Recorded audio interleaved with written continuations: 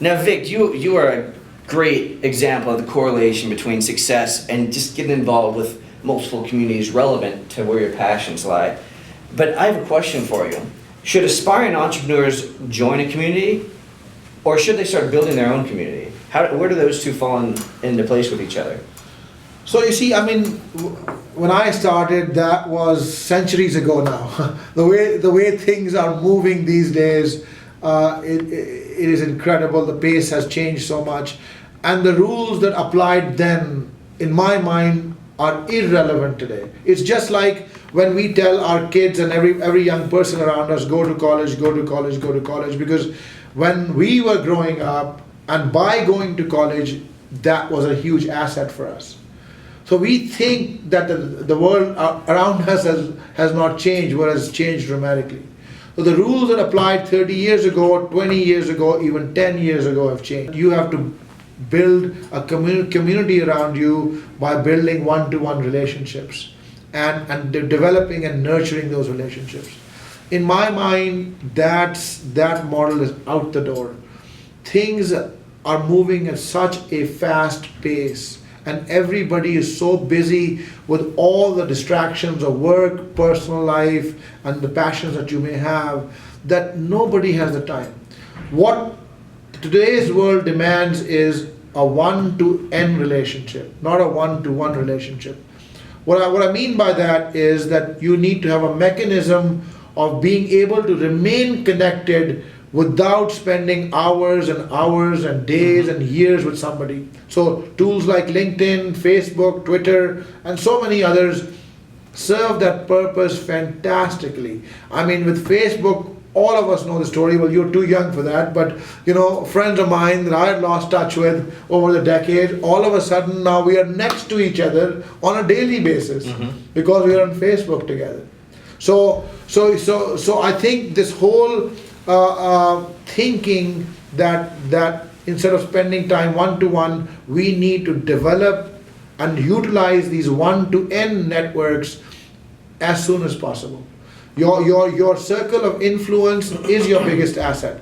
The second thing I would say, a lot of people come, and I know when I was growing up, this was a big deal. Start playing golf so you can hang out with these successful and influential people. I say bogus. Spending 5 hours a day when you don't even like the sport is the biggest waste of time whatsoever.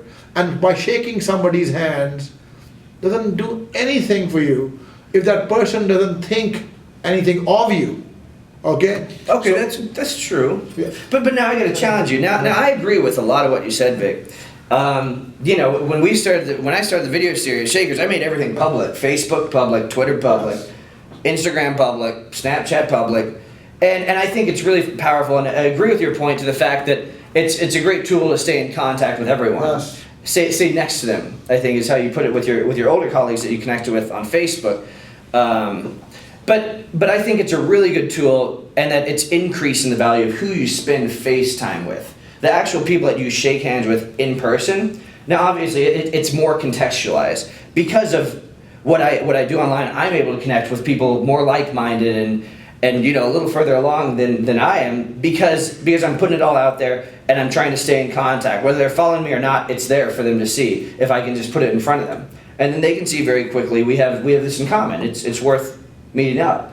And that's my goal with a lot of staying in contact, one to end, I think as you put it. It allows me to get actual meetings with people that previously I couldn't have gotten in front of. No, I'm not arguing on that point. What I'm suggesting is that, instead of putting in all your time and effort in just trying to meet with people, I mean, it'd be far, far more effective if people would spend time in creating substance in who they are. Mm-hmm. So take anybody who's well known and famous and a lot of people pursuing them. They probably meet tons of people all the time, and 99% of them, they never ever remember who they are, right? Because they're meeting so many people. So I say, and even if you meet somebody, if let's say I meet you 25 times at networking events, but I've never done anything with you, I really don't know what you're all about. If somebody were to ask me, I'd say I'm a nice guy. I couldn't say anything more. right?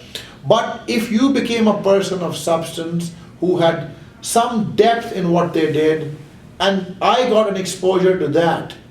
So for example, what you're doing right now, right? Just from talking to you, I can see the depth that you're developing. Yeah, right? thanks, Vic. You definitely are. We met a few years ago, and since then, there's definitely a difference, right? So you're developing this depth, right? So you're creating substance within you. So that's what I will remember now, right? That I met you and you were a person of substance. Just going out there and playing golf, just for the sake of spending time with somebody, that's what I'm saying is not the way to go. Focus, put your energy and creating real substance inside of you, and create these one-to-many networks. Whoever you come across. So when you post something on Facebook about you that's of substance, I'll make a connection there. That is the way to build a network and to do anything that you want with it. That's what my message is, I guess.